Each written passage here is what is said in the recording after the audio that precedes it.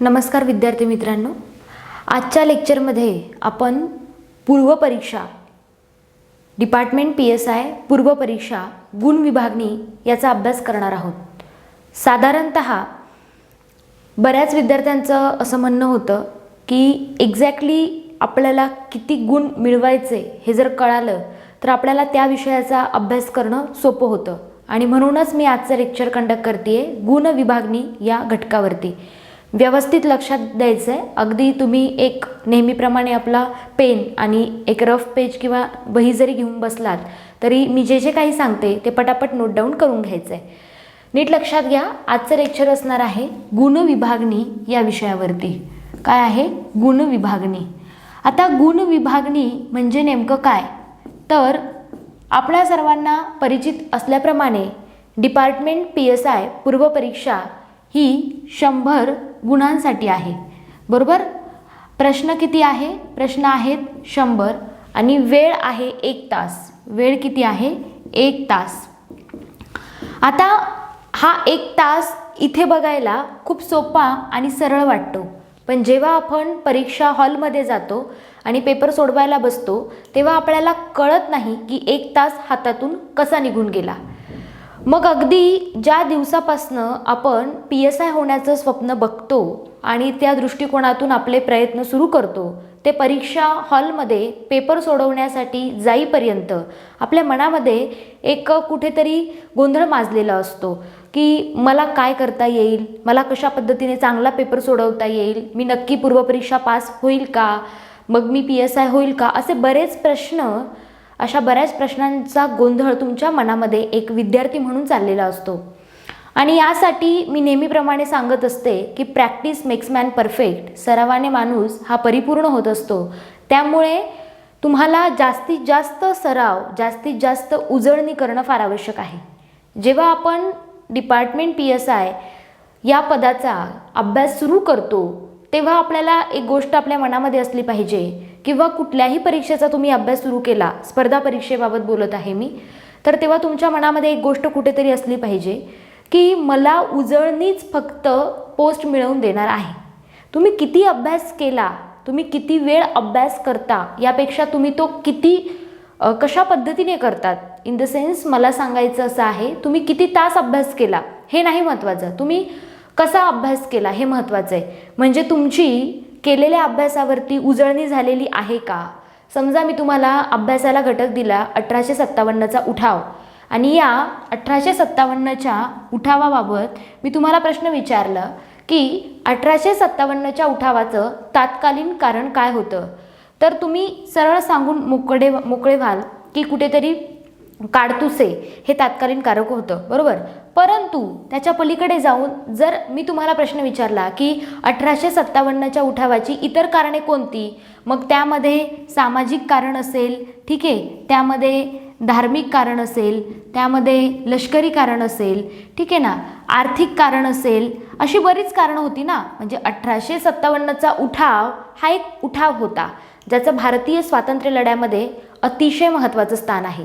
मग तो फक्त एका कारणाने नाही घडला, त्याला अनेक पार्श्वभूमी होती। तशीच पार्श्वभूमी तुमच्या अभ्यासाला सुद्धा असावी असं मला म्हणायचं आहे आणि त्या संबंधीच आज या ठिकाणी मी तुमच्याशी हितगुज साधणार आहे। तर लक्षात घ्या, जास्त वेळ न घालवता मी मूळ विषयाकडे वळते।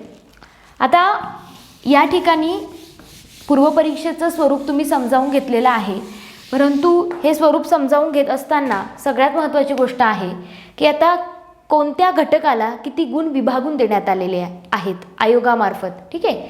तर आता आपण 2 पार्ट करूयात। पहिल्यांदा मी अभ्यासक्रमाबाबत थोडंसं बोलेल आणि त्यानंतर तुम्हाला किती गुण मिळवणं गरजेचं आहे याबाबत बोलेल, ओके? तर बघा, पहिला घटक आहे 25 गुण। 25 गुण मराठी व्याकरण। कोणता घटक आहे? मराठी व्याकरण, ठीक आहे? नीट लक्षात द्यायचे, 25 गुण मराठी व्याकरण। आता पहिल्यांदा आपण मराठी व्याकरण या घटकाबद्दल जरा सविस्तर चर्चा करू।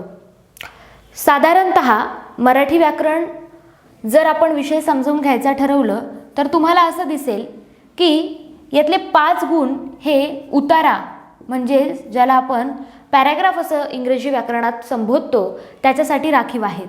उरले किती मग 20 गुण. 5 गुण जर उतार्याला गेले तर उरले 20 गुण. तर या 20 गुणांसाठी सगळ्यात महत्त्वाची गोष्ट आपल्याला काय करायची आहे, या 20 गुणांसाठी तुम्हाला मागील वर्षांच्या प्रश्नपत्रिकेचं आकलन करायचं आहे की 2017ला पेपर झाला तर 2017मध्ये साधारणतः मराठी व्याकरणासाठी 25 गुण राखीव ठेवलेले होते आयोगाने. तर या 25 गुणांपैकी 5 गुण जर उतारायला गेले तर या 20 गुणांमध्ये समास या घटकावरती किती प्रश्न विचारले होते, अलंकार, वर्णमाला, संधी, शब्दांच्या जाती, त्यामध्ये पण नाम, सर्वनाम, विशेषण, क्रियापद, ठीक आहे ना, या विकारी झाल्यात, पुढे अविकारी जाती. म्हणजे या सगळ्या गोष्टींचा आढावा आपल्याला घ्यायचा आहे की 20 गुण जर मला मिळवायचे असतील, 5 गुण तर तुमच्या हातचेच आहेत. का? कारण या उतारा या घटकासाठी तुम्हाला काय करायचं आहे, तर लोकसत्ता असेल किंवा तुमच्या घरी अगदी सकाळ पेपर येत असेल किंवा तुमच्या घरी अगदी महाराष्ट्र टाइम्स येत असेल, या तिघांपैकी कोणताही एक पेपर घ्यायचा आणि त्या पेपरमध्ये संपादकीय म्हणून एक सेपरेट पान असतं, संपादकीय म्हणून एक स्वतंत्र पान असतं. त्या पानावरती फक्त संपादकीय म्हणजे त्या वृत्तपत्राचा जो संपादक असतो त्याने लिहिलेला लेख, याचा तुम्हाला अभ्यास करायचा आहे. मग तुम्ही म्हणाल संपूर्ण वृत्तपत्र सोडून तुम्ही आम्हाला फक्त संपादकीयच का वाचायला लावत आहात? प्रश्न महत्त्वाचा आहे, उत्तर पण तेवढंच महत्त्वाचं आहे. या संपादकीयमध्ये त्या संबंधित वृत्तपत्राच्या संपादकाने त्याची वैयक्तिक मतं नोंदवलेली असतात आणि त्या मतांची जी भाषाशैली असते ती आयोगाच्या येणाऱ्या उतार्यामधली मॅच होणारी असते. थोडक्यात ज्या पद्धतीने आयोग उतारा तुम्हाला देतो, अगदी 10वी आणि 12वी बोर्डाच्या परीक्षेला आपल्याला उतारा सोडवा असा एक प्रश्न असायचा. आपण काय करायचो, उतार्यामधली पहिली ओळ दिसली आणि तिचा जर प्रश्न सेम असला तर आपण त्याला टिक करायचो किंवा आपण प्रश्न वाचायचो आणि मग उतार्यामध्ये जायचो. ठीक आहे ना. तेव्हाचे उतारे विचारण्याची पद्धत सोपी होती, परंतु आता तुम्ही PSI पद मिळवत आहात म्हणजे त्याची काठिण्य पातळीसुद्धा वाढलेली असणार आहे. हे सरळ आणि साधं लॉजिक आहे. मग अशा वेळेला तुम्हाला काय करायचं आहे, तर दररोज न चुकता एक संपादकीय वाचायचं. मग तुम्हाला लोकसत्ता आवडत असेल, सकाळ आवडत असेल, मटा म्हणजे महाराष्ट्र टाइम आवडत असेल, तिघांपैकी कुणालाही एकाला घ्यायचं, सगळंच वाचत नाही बसायचं. कारण उतार्यासाठी 5 गुण आहेत. तुम्ही PhD करत बसलात तर फक्त मराठी व्याकरणाचे व्याकरणकार व्हाल मग, ठीक आहे ना. तर PhD नाही करायची तुम्हाला. माझं पहिल्यापासूनच एक वाक्य आहे, पोस्ट मिळवायची आहे तर PhD करत बसायचं नाही. हां, पोस्ट नसेल मिळवायची तर मग PhD करा, ठीक आहे ना. पण तुम्हाला व्हायचं काय आहे, PSI. आणि PSI होण्यासाठी मराठी व्याकरणाला डिपार्टमेंट PSI पूर्वपरीक्षेला फक्त 25 गुण आहेत आणि त्या 25 गुणातले 5 गुण दिलेले आहेत उतारा या घटकाला राखीव, बरोबर. त्यामुळे उतार्याला जेवढे गुण दिले आहेत तेवढ्यांचाच त्या ठिकाणी विचार केला पाहिजे. तर तो उतारा तसाच कव्हर करायचा. मग तो उरले 20 गुण.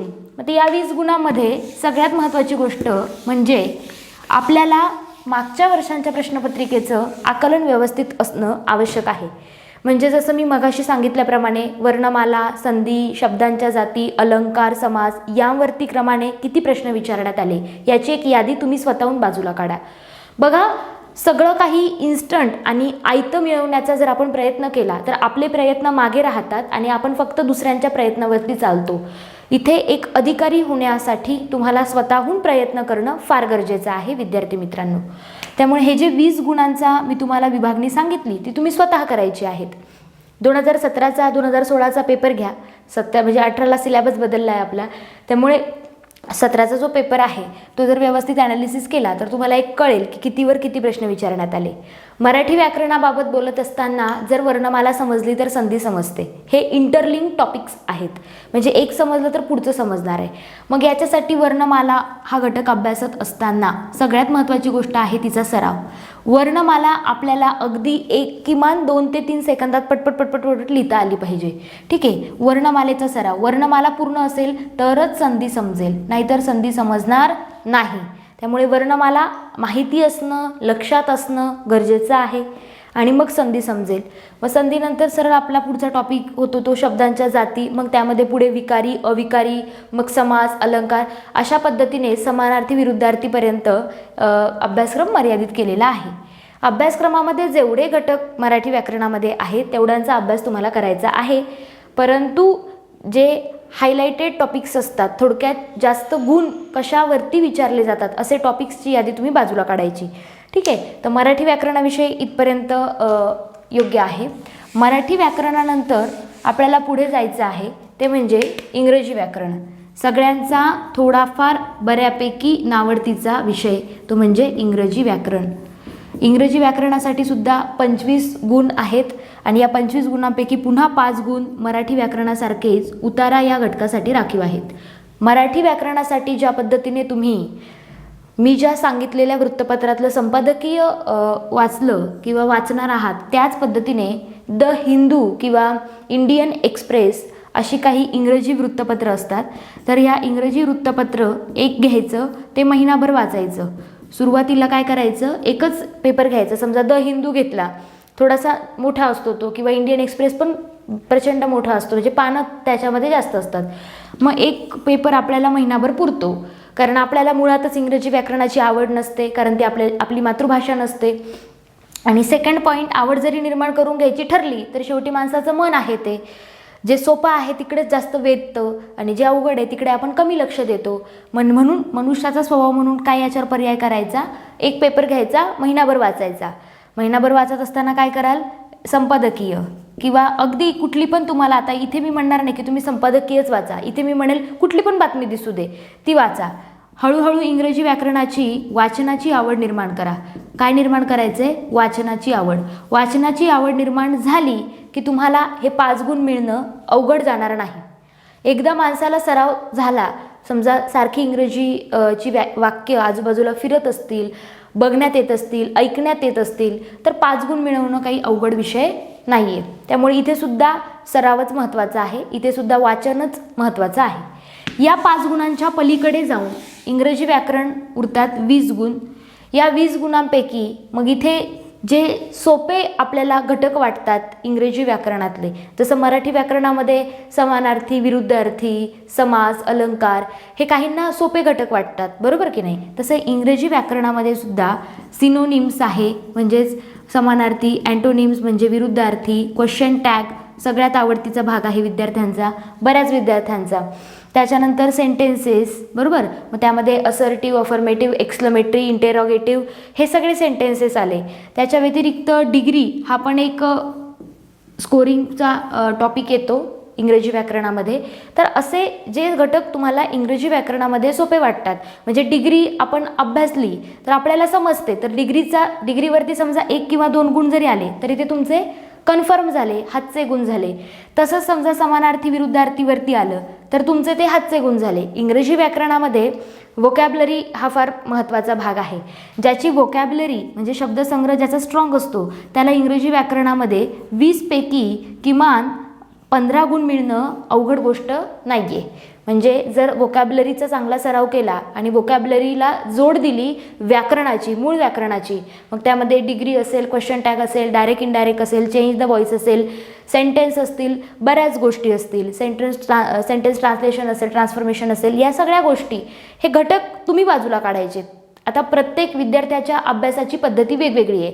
इंग्रजी व्याकरणामध्ये कुणाला चेंज द व्हॉइस सोपा जातो तर कुणाला अवघड जातो, कुणाला डिग्री सोपी जाते तर कुणाला अवघड जाते. मग मला काय सोपं जातं, इंग्रजी व्याकरण अभ्यासताना मला काय सोपं जातं, आणि त्यातून पण मी काय बघितलं पाहिजे, तर मागच्या वर्षांच्या प्रश्नपत्रिकेचं मी आकलन केलं पाहिजे की चेंज द व्हॉइसवरती किती प्रश्न होते, डायरेक्ट इनडायरेक्टवरती किती होते, डिग्रीवरती किती आले होते, क्वेश्चन टॅगवर किती प्रश्न आले होते. मग त्याच्यानुसार सगळ्यात जास्त वेटेज असलेले टॉपिक्स, घटक बाजूला काढायची यादी इंग्रजी व्याकरणासाठी आणि त्यानुसार आपला अभ्यास सुरू करायचा. मग याच्यामध्ये मी असं सांगणार नाही की तुम्ही सगळं स्किप करा. इंग्रजी व्याकरणाची भीती प्रत्येकाच्या मनात थोडीफार असते, कारण ती आपली मातृभाषा नाही. पण आपण जर भीती बाळगत बसलो तर मग आपण पूर्वपरीक्षा पास होण्यासाठी विलंब लागतो आणि मग येणारी जाहिरात पण आपल्या हातातून निघून जाते. तर आपल्याला इथं ऑप्शनलला काही ठेवायचं नाही आहे, लक्षात घ्या. इंग्रजी व्याकरणातून पण जे घटक सोपे जातात तुम्हाला अभ्यासायला त्याची यादी काढा. मग जे घटक अवघड जातात त्यांचा अभ्यासच करायचा नाही का, तर असं नाही बोलले मी. ओके, जे घटक सोपे जातात त्याचा परफेक्ट करायचा आणि जे घटक थोडेसे अवघड जातात त्याचा सराव करून त्यांना परफेक्ट बनवायचं. म्हणजे तुम्हाला किमान इंग्रजी व्याकरणामध्ये 25 पैकी 15 ते 20 गुण जरी मिळाले तरी आपल्याला खूप झाले, म्हणजे मोर दॅन सफिशियंट गुण आहेत हे इंग्रजी व्याकरणामध्ये. तर इंग्रजी व्याकरणाबाबतीत काय करायचं, उतार्यासाठी काय करायचं हे मी सांगितलं आहे, ठीक आहे ना. तर इंग्रजी व्याकरणाबाबतीत मी इतकंच बोलेन. याच्या पलीकडे जाऊन जर आपण गेलो, आता इंग्रजी व्याकरणाचा खूप मोठा गोंधळ आहे. आता पुस्तक नेमकं कोणाचं वापरावं, तर आता एक लक्षात घ्या, व्होकॅब्युलरी मेड इझी आणि इंग्लिश ग्रामर अशी 2 पुस्तकं प्राध्यापक संतोष पवार सरांची आहे. अतिशय सोप्या आणि सुटसुटीत भाषेमध्ये, म्हणजे अगदी नियमांचा भडीमार न करता त्याच्यामध्ये व्यवस्थित, त्या पुस्तकांमध्ये व्यवस्थित भाषाशैलीमध्ये तुम्हाला चांगल्या पद्धतीने इंग्रजी व्याकरण समजून सांगण्यात आलेलं आहे. या व्यतिरिक्त तुम्हाला आणखी कुठल्या लेखकाचं पुस्तक आवडत असेल किंवा कुठल्या लेखकाची भाषा समजत असेल तर तुम्ही ते सुद्धा वापरू शकता. शेवटी तो तुमचा वैयक्तिक प्रश्न आहे, ठीक आहे. तर इंग्रजी व्याकरणाबाबतीत इतकं बोलल्यानंतर मराठी आणि इंग्रजी 25-25 गुण झालेत. आता आपण 50 गुण जे सामान्य अध्ययन या घटकासाठी दिलेले आहेत, सामान्य अध्ययन म्हणजे GS जनरल सायन्स या घटकासाठी दिलेले आहेत, तो घटक आपण बघणार आहोत.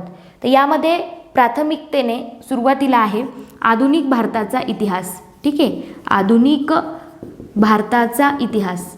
बघा विद्यार्थी मित्रांनो, साधारणतः 2018ला आपला अभ्यासक्रम बदलला, डिपार्टमेंट PSI पूर्व आणि मुख्य परीक्षेचा अभ्यासक्रम बदलला आणि त्यामध्ये जर आपण गुणांची विभागणी बघितली, 2017चा पेपर आपण व्यवस्थित त्याचं आकलन केलं, ॲनालिसिस केलं, तर आपल्याला दिसून येईल की आधुनिक भारताचा इतिहास या घटकासाठी आयोगाने 16 गुण, म्हणजे साधारणतः जवळजवळ 16 गुण विचारले होते.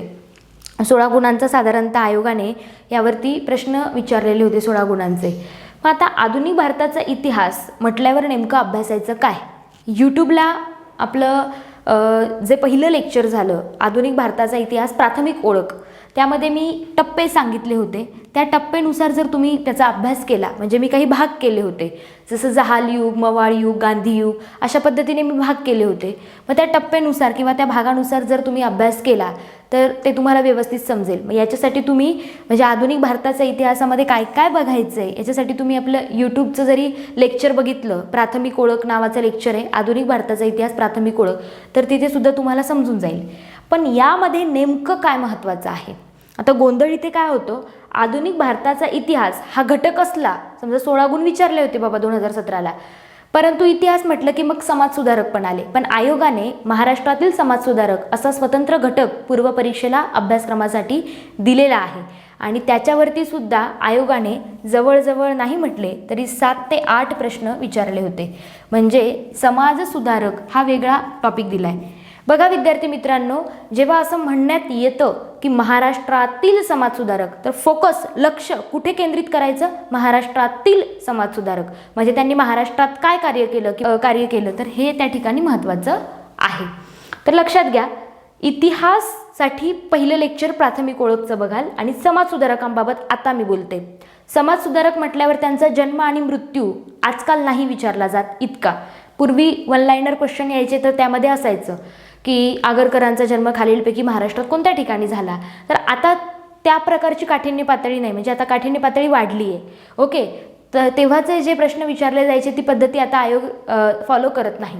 मग आता काय विचारलं जातं, तर एखाद्या समाजसुधारकाबाबत जर प्रश्न विचारायचा असेल तर त्याने कुठली संस्था स्थापन केली होती का, त्या संस्थेचा हेतू काय होता, त्या संस्थेद्वारे कार्य कोणतं केलं गेलं, किंवा एखादं वृत्तपत्र त्या समाजसुधारकाने लिहिलं होतं का, किंवा ते संपादक होते का, एखादी संस्था त्यांनी सुरू केली असेल, ठीक आहे ना, किंवा एखादा कायदा पारित होण्यासाठी त्यांनी मदत केली असेल. म्हणजे समाजसुधारकांनी केलेलं कार्य या घटकावर जास्त प्रश्न विचारण्यात येतात समाजसुधारक या प्रश्नावर प्रश्न विचारत असताना. तर केवळ जन्म आणि मृत्यू नाही माहिती पाहिजे समाजसुधारकांचा आपल्याला, त्यांनी केलेलं कार्य. मग त्यांनी अगदी पहिलं वृत्तपत्र कोणतं चालू केलं किंवा कोणत्या वृत्तपत्रकात ते लेखक म्हणून काम करत होते, संपादक होते का, एखादी संस्था चालू केली, एखादं पाक्षिक चालू केलं असेल तर त्यामध्ये ते होते का संपादक, या बेसिक गोष्टी आहेत. एखादी चळवळ चालू केली तर त्या चळवळीचा हेतू काय होता, हे प्रश्न विचारले जातात सध्याच्या घडीला. ओके, त्यामुळे समाजसुधारकांचा कसा अभ्यास करायचा हे तर तुम्हाला क्लिअर झालंय. आधुनिक भारताचा इतिहास याबाबत कसा अभ्यास करायचा, तर याचं लेक्चर यूट्यूबला बघायचं आहे. मग ह्या आधुनिक भारताच्या इतिहासाचे मेन म्हणजे टप्पे करायचे. त्याच्यात चळवळींचे संस्थापक, नेते, प्रमुख नेते, त्यानंतर मग क्रांतिकारी चळवळ असेल त्यातील पण प्रमुख नेते काय होते. त्यानंतर सगळ्यात महत्त्वाची गोष्ट म्हणजे वृत्तपत्र असतील, संपादक असतील, ठीक आहे ना. या सगळ्या गोष्टी या आधुनिक भारताच्या इतिहासामध्ये येतात. आता सगळ्यात महत्त्वाचा रोल इथे प्ले केलेला आहे ब्रिटिश कायदे. म्हणजे अगदी 1909चा असेल, 1919, 1935, 1947चा भारतीय स्वातंत्र्य कायदा, काही चार्टर ॲक्ट सुद्धा आहेत. तर आधुनिक भारताचा इतिहासाला फार वेटेज दिलेला आहे. लक्षात घ्या, वेटेज किती दिलेला आहे? 16. इथेच मी पहिल्यांदा लिहून ठेवते आता कॉर्नरला, हिस्ट्री 16. ठीक आहे ना, 16 गुण देण्यात आलेले आहेत. मग आता आधुनिक भारताचा इतिहास कसा अभ्यासायचा काय हे समजलं.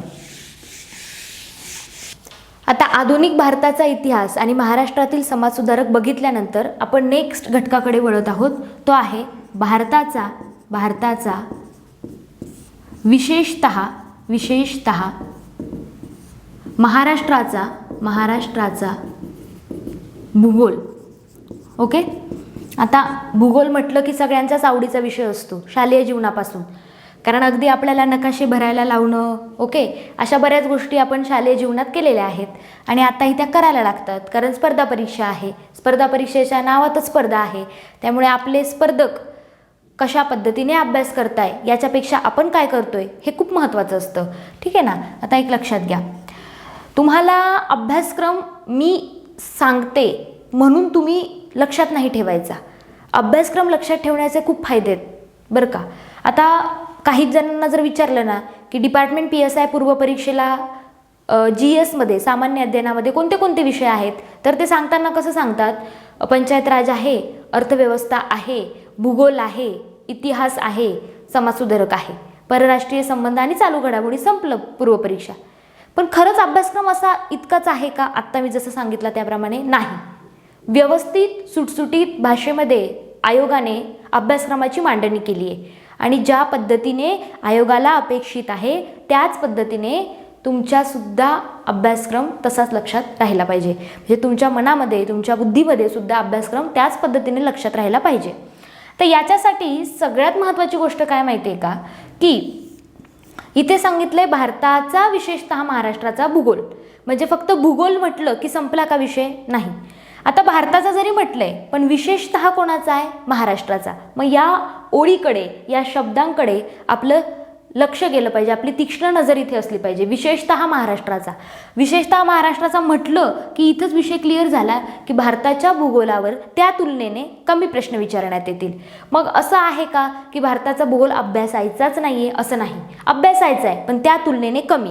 मग कुणाचा जास्त अभ्यास करायचा आहे? मग 2017कडे जा, 2017चा पेपर घ्या, तिथे तुम्हाला कळेल की कुणाचा जास्त अभ्यास करायचा आहे. तर साहजिकच आहे महाराष्ट्राचा भूगोल आपल्यासाठी सर्वात महत्त्वाचा आहे. भारताचा भूगोल आहे पण तो तितक्या परिणामकारक पद्धतीने नाही. म्हणजेच महाराष्ट्राच्या भूगोलाचा आपल्याला डिपार्टमेंट PSI पूर्व परीक्षा उत्तीर्ण होण्यासाठी सर्वात जास्त अभ्यास करायचा आहे.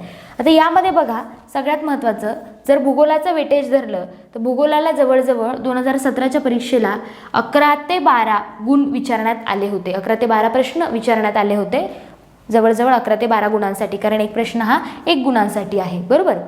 तर यामध्ये महाराष्ट्राचा भूगोलाचा अभ्यास करत असताना कोणते घटक महत्त्वाचे, जसं मी मराठीचं सांगितलं, इंग्रजीचं सांगितलं, आधुनिक भारताचा इतिहास, महाराष्ट्रातील समाजसुधारकांबाबत मी आत्तापर्यंत बोलले, तसं भूगोलामध्ये काय महत्त्वाचं आहे बघा. फिक्स प्रश्न ज्या घटकावर विचारण्यात येतात त्याची यादी कोणती, तर ती आहे नंबर 1 प्राकृतिक भूगोल. ओके, महाराष्ट्राचा प्राकृतिक भूगोल.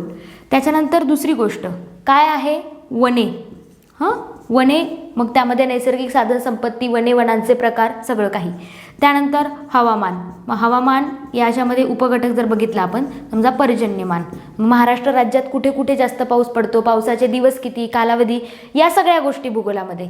त्याच्यानंतर त्याच्या पलीकडे जर गेलो तर खनिज संपत्ती, मग त्यामध्ये ऊर्जा साधने हा वेगळा पार्ट आला, पारंपरिक, अपारंपरिक. तर खनिज संपत्तीमध्ये पण आपल्याला जर बघायला गेलं तर अगदी कोळशापासून आपल्याला अगदी खालपर्यंत म्हणजे चुनखडीपर्यंत सुद्धा प्रश्न विचारण्यात येतात खनिज संपत्ती. त्यानंतर नदी प्रणाली सुद्धा महाराष्ट्राच्या भूगोलामधला सगळ्यात महत्त्वाचा घटक आहे. म्हणजे नदी प्रणाली, प्राकृतिक भूगोल, हवामान, पर्जन्यमान, खनिज संपत्ती, ऊर्जा साधने असतील, त्याच्यानंतर जलसिंचन या घटकावर पण प्रश्न विचारण्यात येतात. विविध कालवे असतील, त्या कालवांच्या जलाशयाला काय नाव दिलेलं आहे, असे बरेच प्रश्न मायक्रो टॉपिक्स विचारण्यात येतात आणि त्याचंच ॲनालिसिस आपल्याला पाहिजे, तर आपल्याला मार्क्स मिळणार आहेत. उगीचच ते काय म्हणतात ना, भारूड भरती आपल्याला करायची नाही आहे. ठीक आहे ना. माझं पहिल्यापासून एक वाक्य आहे, जे करायचं ते परफेक्ट करायचं. भले माझा एकच विषय अभ्यासून होऊ दे, पण समजा माझा मराठी व्याकरणाचा इतका परिपूर्ण अभ्यास झाला आणि मला पूर्व परीक्षेला 25 पैकी जर 25 गुण मिळाले, चांगली गोष्ट आहे ना माझ्यासाठी. जिथे स्कोरिंग सब्जेक्ट आहे, आता पंचायत राज आहे, पॉलिटी आहे, म्हणजे राज्यघटनेचा खरा पार्ट मुख्य परीक्षेसाठी आहे. 15 प्रश्न गुण 30 असा मुख्य परीक्षेचा भाग आहे. तरीसुद्धा पूर्व परीक्षेला एखादा 2 प्रश्न असतोच पॉलिटीवरती. मग पॉलिटी असेल, महाराष्ट्राचा भूगोल असेल, आधुनिक भारताचा इतिहास आहे, समाजसुधारक आहे, चालू घडामोडी पण स्कोरिंग सब्जेक्ट आहे, मराठी व्याकरण आहे. मग मी काय करायला पाहिजे, स्कोरिंग सब्जेक्टची यादी बाजूला काढायला पाहिजे. यादी हा फार महत्त्वाचा गुण आहे. म्हणजेच आपल्याला जर हे माहिती असेल की पूर्व परीक्षा 100 गुणांसाठी 100 प्रश्न, वेळ 1 तास आहे, तर त्या 1 तासामध्ये जो कोणी विद्यार्थी त्याचा परफॉर्मन्स योग्य रीतीने नोंदवेल तोच त्या ठिकाणी पूर्व परीक्षा उत्तीर्ण होणार आहे. ही काळ्या दगडावरची पांढरी रेघ आहे. मग तो 1 तास परफॉर्म करण्यासाठी तुम्हाला अगोदरचे दिवस परफॉर्म करायला लागतील आणि अगोदरच्या दिवसामध्ये अभ्यास हा अतिशय नियोजित पद्धतीने करायला लागेल. मग हे झाले भूगोलातले परफेक्ट घटक की ज्यावरती 100% एक तरी प्रश्न विचारण्यात येतो. म्हणजे प्राकृतिक भूगोलावरती एखादा दुसरा येईल, वने फिक्स आहे, नदी प्रणालीमध्ये पण समजा जर आपण कृष्णा नदी घेतली तर कृष्णा नदीच्या डावीकडून मिळणाऱ्या नद्या, उजवीकडून मिळणाऱ्या नद्या, असे पण प्रश्न विचारण्यात येतात. आणि लक्षात घ्या, तुमची परीक्षा जरी डिपार्टमेंट PSI पूर्व असली तरीसुद्धा त्याची काठिण्य पातळी ही कधी राज्यसेवेला सुद्धा भेदून पुढे निघून जाते. आणि आत्ता तर कॉम्पिटिशन वाढली आहे, त्यामुळे येणारी प्रश्नपत्रिका ही तेवढ्याच काठिण्य पातळीची आणि ताकदीची असणार आहे. त्यामुळे तुमचा अभ्याससुद्धा तितकाच ताकदीचा असला पाहिजे असं माझं प्रामाणिक मत आहे. बाकी तुमची इच्छा. तर स्पेशली मला सांगण्याचं तात्पर्य काय होतं की भारताचा जरी भूगोल अभ्यासक्रमामध्ये त्यांनी दिलेला असेल तो शब्द, परंतु सगळ्यात महत्त्वाचा फॅक्टर काय आहे तर त्यांनी हायलाईट केले विशेषतः महाराष्ट्राचा भूगोल.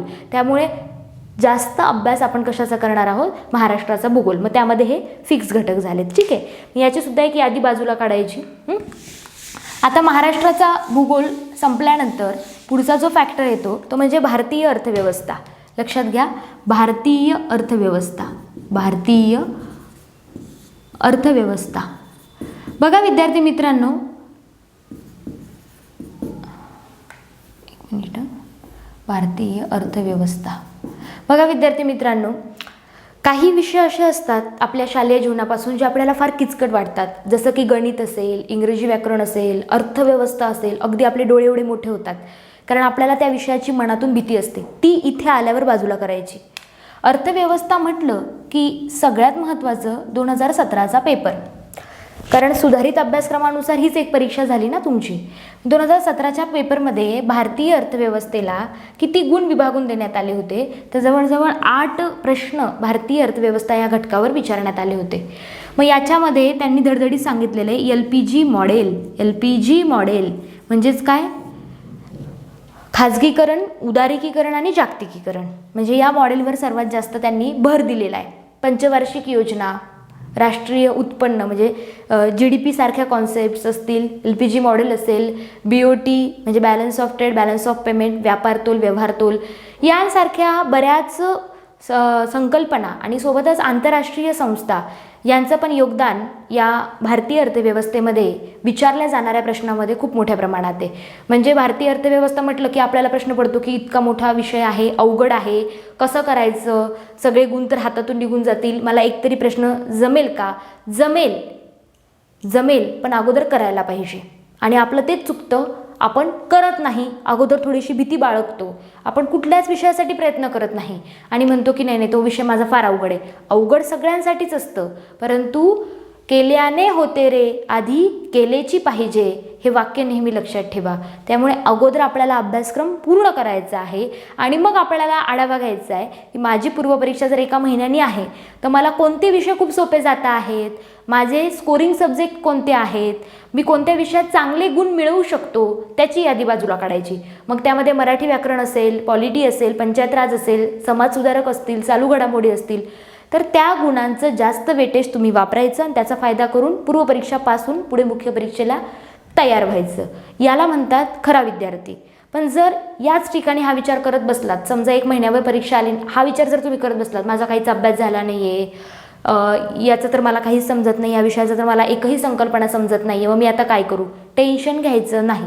सगळ्यात महत्त्वाची गोष्ट आहे कोणत्याही यशामध्ये शांत मानसिकता फार आवश्यक आहे. परत एकदा सांगते, शांत मानसिकतेत राहा, सगळं काही पटापट शक्य होतं. ठीक आहे. भारतीय अर्थव्यवस्था किती गुण दिलेले आहेत? 8 गुण. इकॉनॉमिक्स किती आहेत? 8 गुण दिलेले आहेत. ठीक आहे ना. समाजसुधारकांवरती पण 8 गुण विचारण्यात आले होते आणि आय थिंक आपण भूगोल घेतला होता. तर भूगोलावरती साधारणतः एक ऑन अँड ॲव्हरेज आपण बघितलं तर 11 ते 12 गुण विचारण्यात आलेले होते. तर अर्थव्यवस्थेचा अभ्यास करताना सुद्धा 2017ची प्रश्नपत्रिका घ्यायची.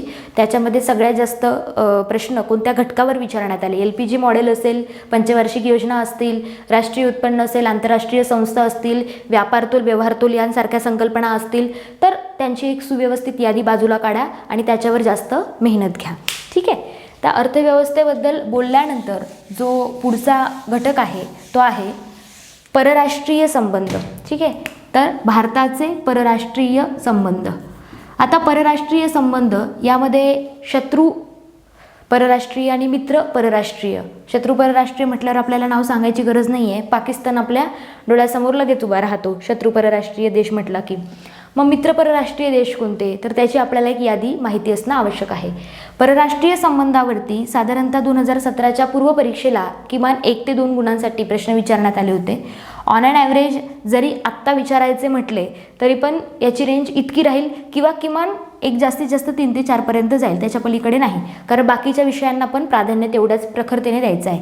परराष्ट्रीय संबंधामध्ये कोणता करार हा महत्त्वाचा होता भारताच्या दृष्टिकोनातून, म्हणजे भारत आणि इतर राष्ट्रांमध्ये, मग ते मित्र राष्ट्र, शत्रू राष्ट्र यामध्ये कोणते करार झाले? मग तो चीन असेल, पाकिस्तान असेल, ब्राझील असेल, फिनलंड असेल, कॅनडा असेल, अमेरिका असेल, आणखी जे काही राष्ट्र आहेत त्याच्यामध्ये इतिहासात कोणते करार घडून गेले आणि सध्या पण करंट अफेअरच्या पार्टमध्ये, म्हणजे खरं तर परराष्ट्रीय संबंध हा तेवढाच चालू घडामोडीचा छोटासा घटक येतो. म्हणजे चालू घडामोडीचा जर चांगला अभ्यास केला तर परराष्ट्रीय संबंध समजतात, पण ते जे आत्ताचे आहेत ते समजतात. पण इथून मागचे परराष्ट्रीय संबंध जर अभ्यासायचे म्हटले तर त्याचा थोडासा आपल्याला आढावा घ्यावा लागतो, अभ्यास करावा लागतो. आणि अशा वेळेला विकिपीडिया एक चांगला सोर्स आहे. गुगल विकिपीडिया चांगला सोर्स आहे, किंवा एखादं संदर्भ पुस्तक असेल चांगलं तर ते सुद्धा तुम्ही वापरू शकता. तर परराष्ट्रीय संबंधावरती साधारणतः 1 ते 2 गुणांसाठी 2017ला प्रश्न विचारण्यात आले होते. जास्तीत जास्त ते 3 ते 4 गुणांसाठी विचारण्यात येतील. परराष्ट्रीय संबंधाचा अभ्यास करताना तुम्हाला कराराचा हेतू, करारातून काय साध्य झालं हे फार महत्त्वाचं आहे. स्पेशली कराराचं नाव, करार केव्हा झाला आणि कराराचा हेतू काय होता हे जास्त महत्त्वाचं आहे. परराष्ट्रीय संबंधानंतर पंचायत राज म्हणून एक घटक आहे. त्याचं वेटेजसुद्धा 1 ते 2 गुणांसाठीच होतं 2017च्या पूर्वपरीक्षेला. तर पंचायत राज म्हटलं की ग्रामीण स्थानिक शासन संस्था 73वी घटना दुरुस्ती आणि शहरी स्थानिक शासन संस्था 74वी घटना दुरुस्ती. मग यामध्ये अगदी ग्रामीणमध्ये बघायला गेलं तर ग्रामपंचायत असेल, पुढे जिल्हा परिषद, पंचायत समिती या सगळ्या गोष्टी, आणि शहरी स्थानिक शासन संस्था जर आपण म्हटलं तर त्याच्यामध्ये सुद्धा नगरपरिषद, नगरपालिका, बाकी कटक मंडळे, महानगरपालिका या सगळ्या गोष्टी महत्त्वाच्या आहेत. तर ग्रामीण आणि शहरी असं एक दोघांचं एक सुनियोजन केलं, व्यवस्थित नियोजन केलं तर तुम्हाला कळून येईल की जास्त इथे गोंधळ करण्याचं काम नाही आहे. समिती किंवा एखादं पद असेल, त्या पदाची पात्रता काय आहे किंवा त्याचा कालावधी किती आहे, कार्य काय आहे. ओके. तर या सगळ्या गोष्टी पंचायत राजमध्ये महत्त्वाच्या ठरतात. मग जास्तीत जास्त 1 ते 2 गुणांसाठी विचारण्यात आलेला हा घटक होता 2017ला. मग वाढून याचं वेटेज किती वाढेल तर एक साधारणतः 3 ते 4 गुणांसाठी वाढेल. बघा, एखादा प्रश्न 2017ला 1 ते 2 गुणांसाठी होता, म्हणजे अंदाज काय घेऊ शकतो आपण की जास्तीत जास्त येणाऱ्या जाहिरातीमध्ये, येणाऱ्या प्रश्नपत्रिकेमध्ये त्याचं वेटेज वाढून वाढून 1 ते 2 गुणांनी वाढणार आहे, किंवा अगदी खूपच गुणांनी जरी वाढलं तरी तुमचा अभ्यास त्याचा परफेक्ट असावा. म्हणजे इथे एक गोष्ट चुकीची तुमच्या हातून घडू शकते की तुम्हाला असं वाटत असेल की 2017च्या प्रश्नपत्रिकेचं आकलन केलं आणि परराष्ट्रीय संबंध आणि पंचायत राज 1 ते 2 गुणांसाठीच विचारले होते, मग मी 1 ते 2 गुणांसाठीच फक्त त्या विषयांचा अभ्यास करू का? तर तसं मुळीच नाही. अभ्यास करताना त्या विषयाचा परिपूर्ण अभ्यास करायचा, मग तो 1 गुणासाठी विचारू नाही तर 10 गुणासाठी, कारण 1 गुणाने सुद्धा आपली पोस्ट हातातून जात असते, याचं भान तुम्ही ठेवा. ठीक आहे. आता याच्यानंतर पंचायत राज या टॉपिकनंतर जो दुसरा टॉपिक आहे तो आहे सगळ्यात स्कोरिंग सब्जेक्ट, ज्याचं नाव आहे चालू घडामोडी. ठीक आहे ना, चालू घडामोडी. आता चालू घडामोडी म्हणजेच त्याला आपण करंट अफेअर असं पण म्हणतो. याच्यासाठी बाजारात बरीच पुस्तकं आहे, परंतु सिम्प्लिफाईड डायरी, इयरबुक असेल, सकाळचं इयरबुक असेल, अभिनव प्रकाशनचं इयरबुक आहे, अशी एक ऑथेंटिक सोर्सेस जी काही आहेत ती चालू घडामोडी या विषयाची तयारी करण्यासाठी परिपूर्ण आहेत. त्याच्या पलीकडे जर आपण गेलो तर चालू घडामोडी बघत असताना ऑन ॲन ॲव्हरेज 1 वर्षाच्या चालू घडामोडी विचारतात. किती वर्षाच्या विचारतात? 1 वर्षाच्या चालू घडामोडी तुम्हाला विचारल्या जातात. परंतु आत्ता सध्या जाहिरातीचं वातावरण नाही आहे, म्हणजे अजून तरी जाहिरात कधी येईल हा एक अंदाज आपण वर्तवू शकतो की पुढच्या वर्षी, म्हणजे 2021मध्ये जाहिरात येऊ शकते. मग सध्या लगेच चालू घडामोडीचा अभ्यास करण्यात वेळ वाया घालवू नका. हां, आंतरराष्ट्रीय संस्था असतील, परराष्ट्रीय संबंध, तर ॲटोमॅटिकली तुमचा तो विषय तिथे कवर होतो आहे. त्यामुळे चालू घडामोडीमध्ये सध्या लगेच असं इमिजिएट अभ्यासाची गरज नाही आहे. सध्या म्हणजे हा ऑक्टोबर महिना चालू आहे, बरोबर ना. मग समजा एक जाहिरात जरी आली आणि त्यावेळेला तुम्ही चालू घडामोडीसाठी थोडीशी एक सुरुवात जरी केली तरी ती सफिशियंट राहील, कारण आत्ता लगेच बाकीचे विषय जर अभ्यासून झालेले नसतील तर चालू घडामोडी अभ्यासण्यात काहीच पॉईंट नाही आहे. पण बाकीच्या विषयांचा अभ्यास एकदम परफेक्ट आहे, उजळणी पण देऊन झालेली आहे, अगदी 3-4 वेळा उजळणी झाली आहे आणि मग आता अभ्यासायला काहीच नाही, तर मग चालू घडामोडीचं एखादं 1 वर्षाचं इयरबुक अभ्यासू का? तर मी म्हणेल हो, अभ्यासा. पण अभ्यास बाकी आहे इतर विषयांचा, तर लगेच चालू घडामोडी इमिजिएट करू नका. एक ऑन ॲन ॲव्हरेज थोडासा गॅप द्या, 1 ते 2 महिन्याचा, आणि त्यानंतर तुम्ही अभ्यासाला चालू घडामोडीच्या सुरुवात करू शकता. चालू घडामोडी हा 11 ते 12 गुणांसाठी मागच्या 2017ला घटक विचारण्यात आला होता, म्हणजे 11 ते 12 प्रश्न विचारण्यात आले होते चालू घडामोडी या घटकावरती. आता बघा विद्यार्थी मित्रांनो, चालू घडामोडी म्हणजे सगळं काही चालू असतं, ते कधीच थांबलेलं नसतं. चालू घडामोडीमध्ये मग निधन वार्ता असतील, पुरस्कार मिळालेले असतील, एखादं यान आपण अवकाशात सोडलेलं असेल, त्याचं प्रक्षेपण झालं असेल, किंवा विविध प्रकारच्या संस्था असतील त्यांना पुरस्कार मिळालेले असतील. ठीक आहे ना, म्हणजे अशा प्रचंड घडामोडी त्या असतात वेगाने घडणाऱ्या, आणि त्या चालू असतात, त्या कधी थांबत नाही, म्हणून त्याचं नाव काय दिलेलं आहे? चालू घडामोडी दिलेलं आहे. आता ऑन ॲन ॲव्हरेज सगळं बघितल्यानंतर थोडक्यात काय सांगायचं आहे, गुण विभागणीबद्दल बोलत असताना मला थोडक्यात काय सांगायचं आहे ते आता आपण जरा व्यवस्थित समजावून घेऊया. बघा, आता पहिला आपला घटक होता मराठी व्याकरण. मराठी व्याकरण आयोगाने प्रश्न विचारले होते 25, म्हणजे अभ्यासक्रमामध्ये किती गुण दिलेले आहेत? 25 गुण. 25 पैकी तुम्हाला किमान 24 मार्क पाहिजे, कारण मराठी मातृभाषा आहे, स्कोरिंग सब्जेक्ट आहे, इथे एकही मार्क गमावलेला चालणार नाही. पण तरी पण मी 24 पकडते. बघा, तुम्हाला किती मिळाले पाहिजे? आत्तापर्यंत मी तुम्हाला हे सांगितलं की किती प्रश्न विचारण्यात आले होते आणि त्यातून पण आयोगाने एकूण गुण किती दिलेले आहेत. आता तुम्हाला किती मिळायला पाहिजे? तुम्हाला किती गुण मिळाले पाहिजे? किती गुण मिळाले पाहिजे याची आता मी यादी देते आहे. मराठी व्याकरण 24 गुण मिळाले पाहिजे 25 पैकी. इंग्रजी व्याकरण 25 गुणांसाठी आहे, इथे किमान 15 गुण मिळणं गरजेचं आहे, किमान 15. ठीक आहे, जास्त मिळाले तर स्वागतच आहे, आपल्याला काही कुठलीही गोष्ट वाईट नसते. ठीक आहे ना, शेवटी आपल्याला पोस्ट काढायची, पूर्वपरीक्षा पास व्हायची, एवढं एक टार्गेट. GS मध्ये आधुनिक भारताचा इतिहास हा एक स्वतंत्र घटक आहे. आता मागच्या वेळेस प्रश्न विचारण्यात आले होते त्याच्यावरती 16. मग इतिहास म्हटलं की किमान तुम्हाला किती गुण मिळणं आवश्यक आहे? तर समजा 16 प्रश्न मागे विचारले, आता परत जर विचारले तर तुम्हाला किमान इथे 12 गुण मिळणं तर गरजेचं आहे. समजा एखादा दुसरा मार्क इकडे तिकडे होऊ शकतो, किंवा कोण आज काय म्हणाले, एखाद्या ग्रंथाचंच नाव विचारलं तर नाही आलं, तर अशा वेळेला 12 गुण इथे मिळणं गरजेचं आहे. परत महाराष्ट्रातील समाजसुधारक हा स्कोरिंग सब्जेक्ट आहे. 8 प्रश्न विचारण्यात आले होते 2017ला, 8 ते 9. इथे तुम्हाला आउट ऑफ मार्कच घेणं गरजेचं आहे. म्हणजे मी तुम्हाला म्हणाले इथे तुम्हाला 8 ते 9च मार्क असणं गरजेचं आहे, त्याला काही पर्याय नाही. कारण ते हातचे विषय आहेत ना. समाजसुधारक म्हणजे अगदी आपण आपल्या पद्धतीने अभ्यास करू शकतो. तर हे एक महत्त्वाचं आहे. त्याच्यानंतर चौथा फॅक्टर आहे भूगोल, म्हणजे विशेषतः महाराष्ट्राचा भूगोल. आता भूगोलावरती 11 ते 12 प्रश्न 2017ला विचारण्यात आले होते. तर मी म्हणेल तुम्हाला भूगोलामध्ये 10 गुण मिळणं गरजेचं आहे. भूगोलानंतर पंचायत राज आहे. आता पंचायत राजमध्ये 1 ते 2 गुण आहे म्हटल्यावर ते मिळालेच पाहिजे तुम्हाला पूर्ण. म्हणजे थोडक्यात जर आपण प्रॉपर कॅल्क्युलेशन केलं, जर एक स्वतंत्र यादी बाजूला काढली तर तुम्हाला कळेल की आपल्याला किती मार्क्स पाहिजेत. तर आपण आता कॅल्क्युलेशन करूया. मराठी व्याकरण 24, त्यानंतर इंग्रजी व्याकरण 15 गुण, त्यानंतर आधुनिक भारताचा इतिहास तुम्हाला 12 गुण मिळणं गरजेचं आहे. भूगोलामध्ये तुम्हाला 10 गुण मिळणं गरजेचं आहे. चालू घडामोडीमध्ये सुद्धा तुम्हाला 10 गुण मिळणं गरजेचं आहे. महाराष्ट्रातील समाजसुधारक तुम्हाला 8 गुण मिळणं गरजेचं आहे. आणि हे 1-1, 2-2 विषय, म्हणजे पंचायत राजमध्ये समजा 1 गुण असेल आणि परराष्ट्रीय संबंधामध्ये सुद्धा 1 गुण असेल. आणि याची जर टोटल कॅल्क्युलेशन केली, अर्थव्यवस्था आय थिंक आपला एक राहिलेला आहे. अर्थव्यवस्थेसाठी 8 प्रश्न 2017ला विचारण्यात आले होते. तर 8 पैकी समजा 5 जरी गुण तुम्हाला अर्थव्यवस्थेमध्ये मिळाले तरी ते मोर दॅन सफिशियंट आहे. आणि आता जर आपण कॅल्क्युलेशन केलं 86, म्हणजे 100 पैकी तुम्हाला 86 गुण मिळतात. आता गृहीत धरा निगेटिव्ह मार्किंग सिस्टीम किती आहे, 1/4. म्हणजे जर तुमचे 4 प्रश्न चुकले तर तुमचा 1 गुण वजा होणार. ही तुमची निगेटिव्ह मार्किंग सिस्टीम झाली, जी पूर्वपरीक्षेला ऑलरेडी आहे. हे तुम्हाला माहीत असावं अशी एक प्रामाणिक अपेक्षा. समजा 100 गुणांपैकी तुम्हाला 86 गुण मिळाले, आणि या 86 गुणांमधनं समजा जर तुमचे 20 जरी प्रश्न चुकले, बरोबर, तर 20ला जर आपण 4ने भागलं तर बाकी येते 5, बरोबर.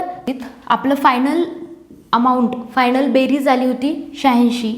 या 86 मधनं समजा 20 गुण तुमचे चुकले किंवा 20 प्रश्न चुकले जरी, एक लक्षात घ्या आपण किती आपल्याला मिळायला पाहिजे, किती गुणांपैकी किती मिळायला पाहिजे, तर त्याची आपली बेरीज आली होती 86.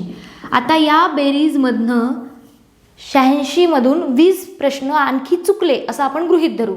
समजा जरी चुकले तरी तुमची 86 वजा 20 66 राहतात. आता तुम्हाला 1/4 निगेटिव्ह सिस्टीम आहे, म्हणजे तुमचे 4 प्रश्न चुकले तर तुमचा 1 गुण वजा होणार आहे. मग आपण जर भागाकार केला तर आपल्याला बाकी 5 येते. म्हणजे जर 20 प्रश्नांना 4ने आपण भागलं तर आपली बाकी किती येते, 5 येते. 5 गुण आपल्याला या 66मधून वजा करायचे, म्हणजे 66 वजा 5 किती आले, 61. आणखी 1 मार्क आपण वाहून देऊयात. 60 गुण हा तुमचा सेफ झोन आहे, अतिशय सेफ झोन आहे. 100 पैकी 60 गुण. तुम्ही म्हणाल एवढे गुण मिळतील का, मिळवावे लागतील. जर तुम्ही काठावरती राहत असाल, बाँड्रीवरती राहत असाल तर हे काही क्रिकेट नाही आहे. म्हणजे क्रिकेटला बाँड्रीवरती गेलं की आपल्याला 4 आरामात रन मिळतात, बरोबर. पण हा काही क्रिकेटचा खेळ नाही ना, हा स्पर्धा परीक्षा क्षेत्र आहे. हे क्षेत्र कसलं आहे, स्पर्धा परीक्षेचं. त्यामुळे तेवढ्या तोडीस तोड आपल्याला राहिलं पाहिजे. म्हणजे 60 गुण तुम्हाला मिळालेच पाहिजे तर तुम्ही सेफ झोनमध्ये आलेला आहात. आता 60 पैकी जास्त मिळाले तर वेलकमच आहे, कोणाला वाईट आहे, ओके. पण आपल्याला पूर्वपरीक्षेचं महत्त्व काय सांगण्यात आलेलं आहे की ती फक्त उत्तीर्ण होण्यासाठी गरजेची आहे. म्हणजे मुख्य परीक्षा जर आपल्याला बसायचं असेल, मुख्य परीक्षा जर आपल्याला द्यायची असेल तर आपल्याला पूर्व पास असणं आवश्यक आहे. आणि त्यासाठी किमान 60 गुण गरजेचे आहेत. मग 60पेक्षा कमी मिळाले तर बघा आता तुमच्या याच्याने, म्हणजे अभ्यास तर शेवटी तुम्हाला करायचा आहे. मी मिनिमम 60 गुण एवढं सगळं रामायण महाभारत मी का सांगितलं की 60 गुण हा सेफ झोन आहे. म्हणजे 55चं मेरिट लागू दे, 42चं लागू दे किंवा 30चं पण लागू दे, अभ्यास असा करायचा की डोळे झाकून आपण मुख्यच्या तयारीला लागलो पाहिजे. आपला अभ्यास असा असावा की आपण परीक्षा हॉलमधनं जेव्हा बाहेर पडतो, पूर्व परीक्षेचा पेपर दिल्यानंतर परीक्षा हॉलमध्ये जेव्हा आपण बाहेर पडतो तेव्हा आपण 100% मुख्यच्या तयारीला लागलोच पाहिजे. याच्यासाठी म्हणते की 60 गुण हा सेफ झोन आहे. जर तुम्हाला तुमच्यावरती इतका आत्मविश्वास असेल, अति आत्मविश्वास, ओव्हर कॉन्फिडन्स नाही म्हणायचं मला, इतका आत्मविश्वास असेल की परीक्षा केंद्रातून बाहेर पडल्या जर आपण मुख्यला लागत असू तर 60 गुण मिळवणं गरजेचं आहे. त्याचा अभ्यास कसा करायचा, कसा नाही करायचा हे मी सांगितलेलं आहे. जाता जाता सगळ्यात महत्त्वाचा मुद्दा मला तुम्हाला सांगायचा आहे. आता अगदी मी बेसिक सांगितलं की मी तुम्हाला 3 पद्धतीने समजून सांगितलं. पहिली गोष्ट, आयोगाने किती गुण दिलेले आहेत, बरोबर. आयोगाने किती गुण दिलेले आहेत. 2017च्या पेपरला किती गुण विचारण्यात आले होते, म्हणजे कोणता घटक किती गुणांसाठी विचारण्यात आला होता ते पण सांगितलं. आणि तुम्हाला किती गुण घ्यायचे आहेत, इथे कोण आहात, तुम्ही आहात, इथे तुम्ही किती गुण घेणार आहात हे मी एक्सप्लेन केलेलं आहे. या 3 स्टेपने तुम्हाला जायचं आहे आणि या 3 स्टेपने जाऊन तुमचा फायनल स्कोअर झाला पाहिजे 60. सगळं निगेटिव्ह मार्किंग जाऊन त्यातून वजा होऊन सगळं राहिलं पाहिजे 60 जर राहिलं तर तुम्ही पूर्व डोळे झाकून पास आणि तुम्ही मुख्यच्या तयारीला लगेच का लागू शकता. कारण पूर्व पास झाल्यावर मुख्यला मधला जो वेळ असतो तो पुरेसा असतो, नाही असं नाही, पण जर आपला चांगला अभ्यास असेल अगोदरच व्यवस्थित तर तुम्हाला कळेल ना की आपण आता मुख्यला लागू शकतो, तर मग मुख्यला लागायचं. या पद्धतीने जर तुम्ही गेलात तर तुमचा फायदा आहे. जाहिरात कधी पण येऊ दे, स्वतःचा अभ्यास तयार आहे का हे स्वतःचं आत्मपरीक्षण करायला शिका. एकदमच सगळं खायला बघू नका. म्हणजे सगळ्यात महत्त्वाची गोष्ट, मराठी व्याकरणाचा अभ्यास झाला मग इंग्रजी व्याकरण हातात घ्या, किंवा जास्तीत जास्त 2 विषय सोबत अभ्यासायला घ्यायचे. कुणाची काय सवय असते, दिवसभरात 4 विषय घेतात, मराठी वाचतात, इंग्रजी वाचतात, पॉलिटी वाचतात, हिस्ट्री वाचतात, सगळं एकदम ती खिचडी भात तयार होतो. हा अभ्यास आहे, ही एक तपश्चर्या आहे. अधिकारी होणं ही एक तपश्चर्या आहे. त्यामुळे त्याचं स्वरूप पण योग्य पद्धतीने असावं. किमान मी इतकंच सांगते विद्यार्थ्यांना की मराठी आणि इंग्रजी जर सोबत घेतलं अभ्यासायला तर मध्ये दुसरा कुठला विषय आणू नका. किंवा इंग्रजी व्याकरण अवघड जात असेल तर त्याला थोडं बाजूला ठेवा, मराठी व्याकरण घ्या आणि पॉलिटी घ्या. ओके, मग भूगोल आणि इतिहास घ्या, मग अर्थव्यवस्था आणि पंचायत राज घ्या. अशा 2-2 जोड्या करायच्या आणि जोडीनुसार जर तुम्ही अभ्यास करत असाल तर तो पटकन लक्षात पण राहतो आणि कंटाळवाणं वाटत नाही. म्हणजे एकच विषय घेतला तर तो थोडा कंटाळवाणा वाटतो, म्हणून 2 विषय घ्या, पण 2 पेक्षा जास्त विषय एकदमच अभ्यासाला घेऊ नका. नोट्स बाबतीत मी सांगेन, नोट्स या नेहमी स्वतःच्या असाव्या. आपला एखादा शिक्षक आहे की तो आपल्याला नोट्स देतो म्हणून फक्त त्याच्याच नोट्स वापरायच्या, किंवा काहींना सवय असते 4-4 जणांच्या नोट्स वापरतात. नोट्सचा अर्थ काय होतो माहिती आहे का? नोट्सबाबत मला 1-2 मिनिट तुम्हाला सांगायचं आहे, नीट लक्षात घ्या, बोर्डवरती एक्सप्लेन करते. बघा, जी पुस्तकांची यादी मी ऑलरेडी तुम्हाला दिलेली आहे. पुस्तकं म्हणजेच काय असतात, नोट्स असतात बरं का. पुस्तकं म्हणजे नोट्स असतात, पण त्या कुणाच्या, त्या लेखकाने लिहिलेल्या नोट्स असतात. जे पुस्तक जो लेखक लिहितो त्याच्या त्या नोट्स असतात. पण तुमच्या ज्या नोट्स आहेत ना त्या असतात शॉर्ट नोट्स बरं का. त्या नोट्स असतात शॉर्ट नोट्स.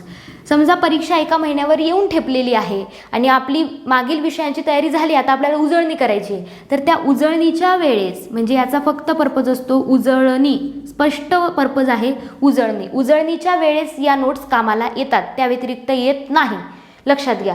त्यामुळे मला नोट्स पाहिजे, मला हे पाहिजे, मला ते पाहिजे, तसं नाही. तुम्हाला एखाद्या लेखकाचं पुस्तक अभ्यासावंच लागणार आहे. संदर्भ पुस्तक अभ्यासल्याशिवाय जगातला कुठलाच व्यक्ती, म्हणजे तुम्हाला वाटत असेल एखादं लेक्चर पाहिलं झालो PSI, असं होत नाही. त्याला एक जोड लागते. लेक्चर पण बघा, नोट्स पण वाचा, पुस्तकातून पण वाचा, आणि मेन म्हणजे स्वतःच्या नोट्स करा. जर तुम्हाला नोट्स काढण्याचा कंटाळा येत असेल ना तर मग तुम्ही एक हायलायटर घ्यायचं आणि व्यवस्थित पुस्तकावरतीच अंडरलाईन करायची.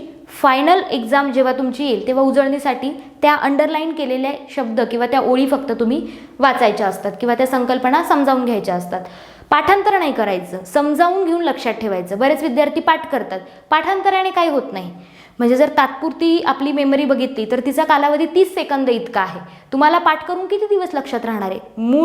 मेन जो मुद्दा आहे, दिवस म्हणण्यापेक्षा किती वेळ लक्षात राहणार आहे. लक्षात घ्या, पाठांतराने काही होत नाही. समजावून घ्या एखादी संकल्पना, त्याचा सराव करा. स्पर्धा परीक्षेमध्ये सगळ्यात महत्त्वाचं असेल ते म्हणजे रिव्हिजन.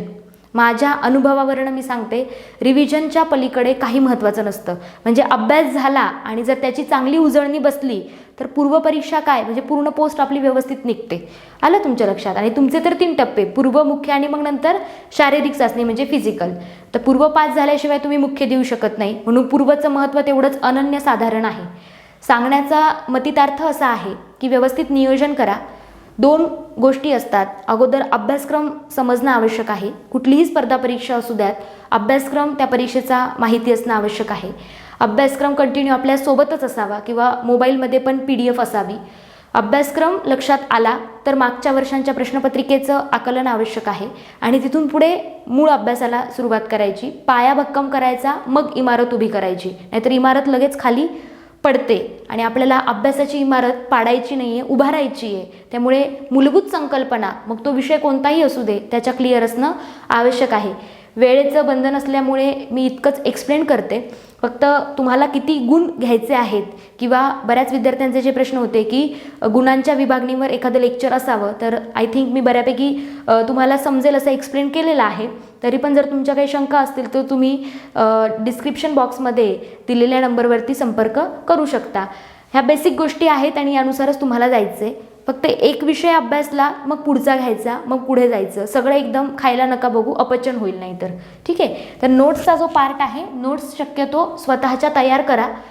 लेक्चर चालू असताना नोट डाऊन केलं, पुस्तक वाचत असताना नोट डाऊन केलं, बेस्ट आहे. दुसऱ्यांच्या नोट्स वापरण्यापेक्षा जर स्वतःच्या नोट्स वापरल्या तर रिझल्ट लवकर येतो. शेवटी दुसऱ्यांच्या ज्या नोट्स असतात ते त्याच्या अँगलने तयार झालेल्या असतात. प्रत्येकाची अभ्यास पद्धती वेगळी असते.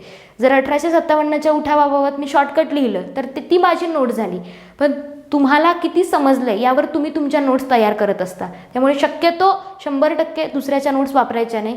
पुस्तकं का वापरायची दुसऱ्याची, म्हणजे लेखकाची पुस्तकं का वापरायची, कारण त्यामध्ये परिपूर्ण माहिती दिलेली असते. नोट्स या शॉर्टकट असतात म्हणून त्या स्वतःच्या तयार केलेल्या बऱ्या, असं माझं म्हणणं आहे. बाकी निर्णय तुमचा आहे. तर अशा पद्धतीने डिपार्टमेंट PSI पूर्वपरीक्षा 100 गुण, 100 प्रश्न, वेळ 1 तास यांच्या गुणांच्या विभागणीबाबत मी स्पष्टीकरण दिलेलं आहे. आयोगाचे गुण किती आहेत एका विषयासाठी किंवा घटकासाठी. 2017चा जर पेपर आपण गृहीत धरला, आता 2017चाच पेपर मी का म्हणते, कारण अभ्यासक्रम बदलला ना तिथून तुमचा, त्यामुळे तो पेपर आणि तुम्हाला किती गुण मिळवायचे याची जर एक सुंदर यादी तुम्ही बाजूला केली, किंवा मला स्कोरिंग सब्जेक्ट कोणते त्याची यादी बाजूला काढा. जे विषय पक्के आहेत त्याला आणखी पक्क करा, जे विषय कच्चे आहेत त्याचा सराव वाढवा, म्हणजे ते पण पक्के होतील. मी असं मुळीच म्हणत नाही की एखादा विषय ऑप्शनलला ठेवा, थोडाफार त्याचा अभ्यास तुम्हाला करावाच लागणार आहे. ठीक आहे. तर व्यवस्थित नियोजन करा. तुमच्या येणाऱ्या परीक्षेसाठी तुम्हाला खूप खूप शुभेच्छा. धन्यवाद.